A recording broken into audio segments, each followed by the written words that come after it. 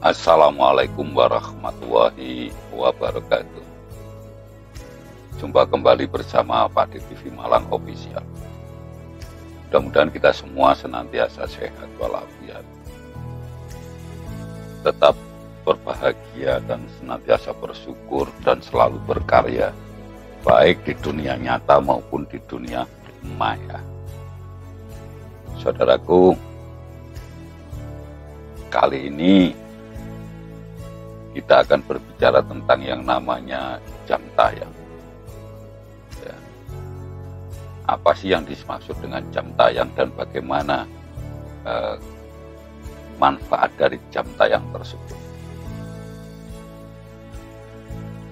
Ada beberapa hal yang perlu kita perhatikan tentang jam tayang tersebut.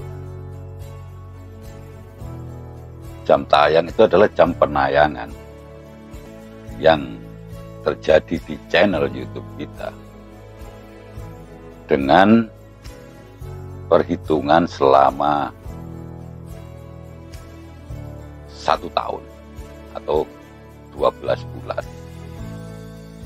Jam tayang kita itu harus sampai pada 4.000 jam tayang. Apabila dalam 1 tahun jam tayang itu tidak tercapai, maka akan hilang jam tayang itu sesuai dengan yang kita capai. Contoh, misalkan di tahun 2021 bulan Mei tanggal 10 kita mencapai jam tayang itu 300. Tapi setelah Mei 2022 tanggal 9 jam tayang kita itu mencapai 3.900. Maka tidak serta-merta hilang bareng gitu ya, 3.900 hilang, tapi yang hilang hanya 900 yang sudah mencapai 1 tahun. Jadi seperti itu. Jadi ketika YouTube ini menjadi incaran dari berbagai kalangan, baik itu remaja hingga orang-orang dewasa untuk menghasilkan uang melalui internet ini, maka YouTube memang mensyaratkan bahwa untuk monetisasi atau diterima menjadi partner YouTube, kita harus memiliki 1.000 subscriber dan 4.000 jam tayang pada sebuah channel YouTube dalam waktu 12 bulan atau 1 tahun. Yang berlaku selama 1 tahun ini hanyalah jam tayang, bukan subscriber. Menambah jam tayang di channel YouTube ini memang sangat sulit sekali, saudaraku. Karena itu sebagai seorang konten kreator, kita harus membuat konten yang memang benar-benar bermanfaat dan berguna untuk orang lain. Agar apa? Agar jam tayang di channel YouTube ini bisa bertambah dengan cepat. Untuk menambah jam tayang pada sebuah channel YouTube memang butuh trik-trik khusus. Butuh bagaimana kita mendapatkan viewer yang berkualitas. Karena apa? Viewer yang berkualitas ini akan menonton video kita dengan durasi yang lama. Jadi ketika kita membuat video ternyata penontonnya hanya sedikit dan penonton itu bukan penonton yang berkualitas, yang hanya asal nonton 1-2 menit selesai, 1-2 menit selesai.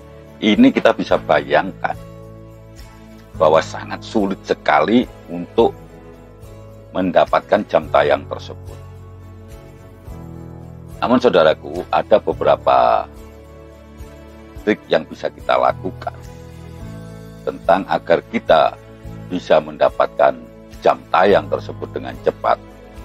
Yaitu yang pertama, kita membuat judul yang menarik. Di sini sangat penting kita membuat judul yang sangat menarik tersebut untuk dijadikan agar orang tertarik dengan judul yang kita buat. Sehingga untuk menambah jam tayang YouTube sampai 4.000 jam, adalah dengan membuat judul yang menarik dan relevan dengan isi video tersebut.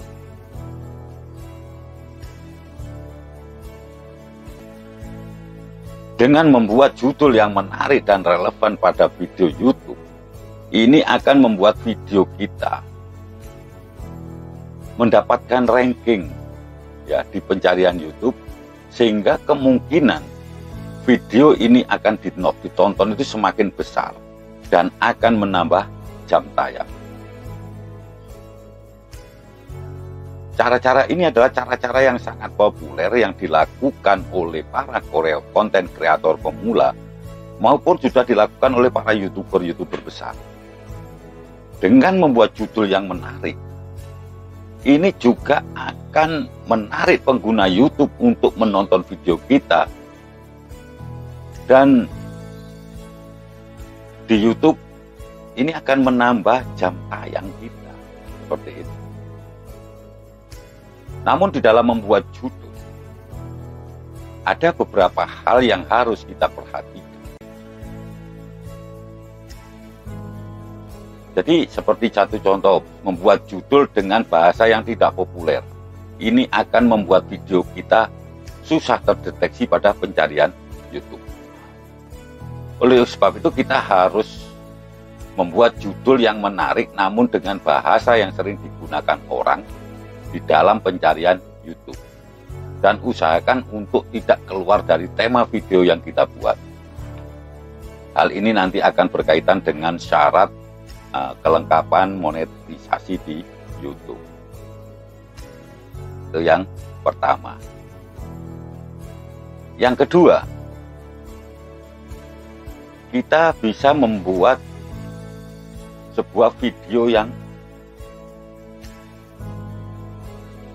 trending. Video yang trending di sini adalah sebuah video yang lagi ngetrend atau sesuatu yang lagi marak terjadi, seperti itu ya. Itu yang dinamakan adalah video trending. Cara ini cukup berhasil untuk menambahkan jam tayang kita, dan selanjutnya YouTube ini akan merekomendasikan video kita kepada pengguna YouTube yang lain melalui beranda-beranda mereka. Jadi dengan membuat sebuah video yang trending, yang sedang ramai dibicarakan, ini akan membuat potensi menonton video kita itu semakin besar.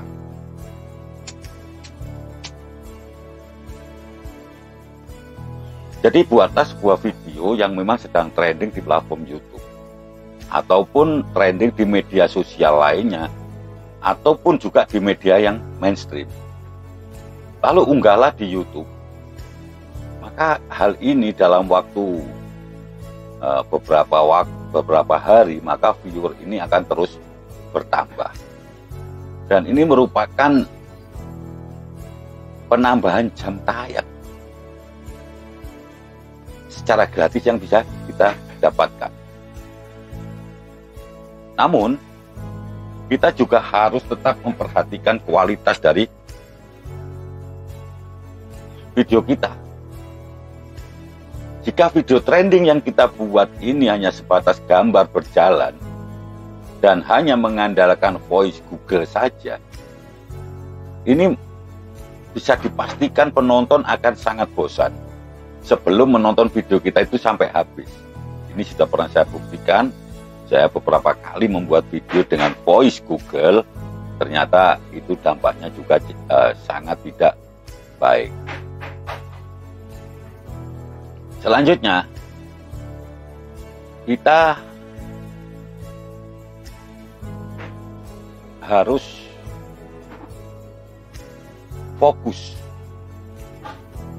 di dalam membahas satu topik, fokus di dalam membahas satu video, fokus di dalam membahas satu pokok bahasan, seperti itu. Jangan sampai kita melebar kemana-mana. Ketika membuat konten untuk sebuah video, sebaiknya kita ini fokus pada satu topik saja terlebih dahulu. Karena hal ini akan memudahkan audiens atau penonton untuk lebih fokus di dalam berlangganan ke channel kita. Sehingga mereka akan kembali terus untuk melihat konten-konten video kita terbaru. Beda halnya dengan channel yang membahas beragam topik. Contohnya, channel yang pertamanya membahas tentang cara masakan Indonesia, kemudian membahas tentang cara memasak makanan luar negeri. Biasanya ini akan memiliki kesulitan di dalam meningkatkan viewer. Karena audien ini biasanya akan bingung, ya, akan fokus ke channel tersebut. Karena bahasanya tadi atau pokok bahasan yang berubah-ubah. Nah, kalau sudah terlanjur kita membahas satu video dalam satu channel tersebut bermacam-macam, maka belum terlambat ketika kita harus kembali pada fokus untuk pembahasan di pokok bahasan tertentu. Yang selanjutnya adalah kita konsisten ketika dalam upload sebuah video. Konsisten di sini adalah tidak ada bosan, tidak ada berubah ritmenya. Ya, kalau kita misalkan kita memiliki sebuah video, kita upload setiap hari satu video, itu adalah sebuah bentuk konsisten. Kita harus memastikan bahwa kita harus memiliki komitmen yang tinggi ketika kita memutuskan sebagai seorang konten kreator. Karena kita diharuskan untuk mengupload video secara konsisten. Tujuannya apa? Agar pengguna YouTube atau audien ini bisa menonton video baru kita dan menganggap bahwa channel kita ini channel yang aktif. Jadi ketika jumlah viewer dan subscriber masih sedikit, maka jangan sekali-sekali kita malas untuk mengupload sebuah video secara berkala dan konsisten. Pastikan juga bahwa setiap video yang kita upload tidak melanggar copyright dan sesuai dengan aturan-aturan yang ditetapkan oleh YouTube. Karena jika tanpa disadari kita melanggar aturan-aturan tersebut, bisa saja YouTube akan memban atau men-takedown channel kita. Jadi buatlah konten ya, kalau bisa yang original, meskipun sebenarnya hal itu sulit dilakukan, tapi kalau kita mau belajar, maka kita akan mendapatkan pembelajaran dari situ, dan kita akan bisa secara konsisten, bisa secara terus-menerus menjaga komitmen dari kita mengupload sebuah YouTube. Jadi komitmen itu harus terus kita jaga, agar kita tetap setiap hari secara berkala mengupload video. Yang selanjutnya adalah kolaborasi. Kolaborasi di sini kita tidak harus menggandeng seorang YouTuber yang sudah besar. Kita tidak harus berkolaborasi dengan YouTuber yang terkenal.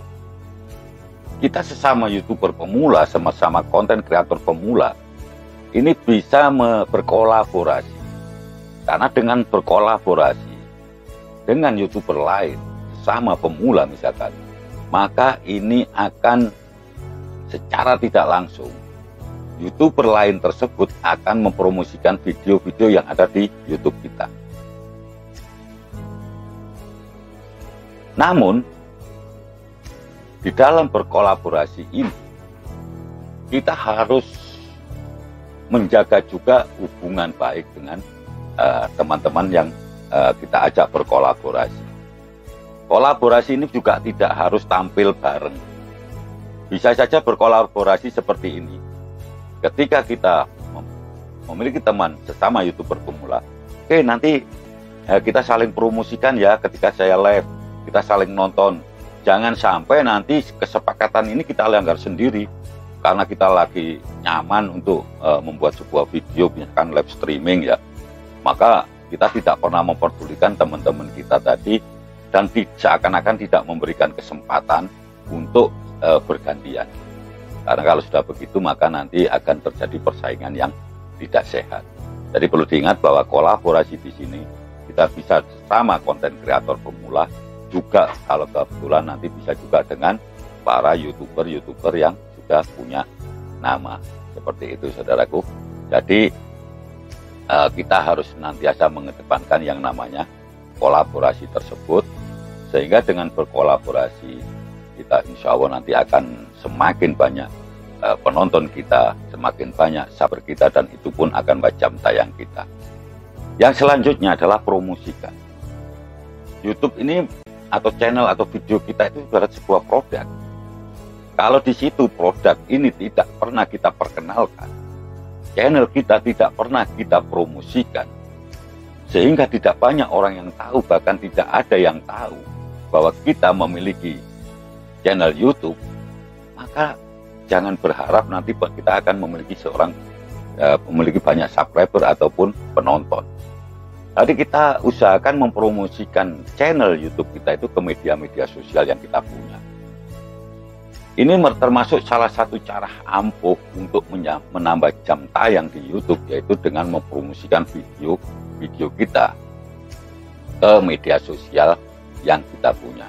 Kita bisa share video kita ke grup Facebook atau media sosial lainnya yang memiliki topik pembahasan yang sama dengan isi video kita. Dengan demikian video kita ini akan ditonton ini dengan kemungkinan yang lebih besar, seperti itu.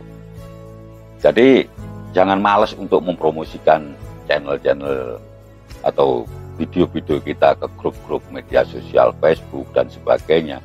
Dan jangan pernah menyerah ketika ternyata kita mendapatkan penolakan di situ. Nah, kita bisa minta maaf kalau memang di situ tidak boleh mempromosikan channel YouTube, seperti itu. Yang selanjutnya adalah durasi video.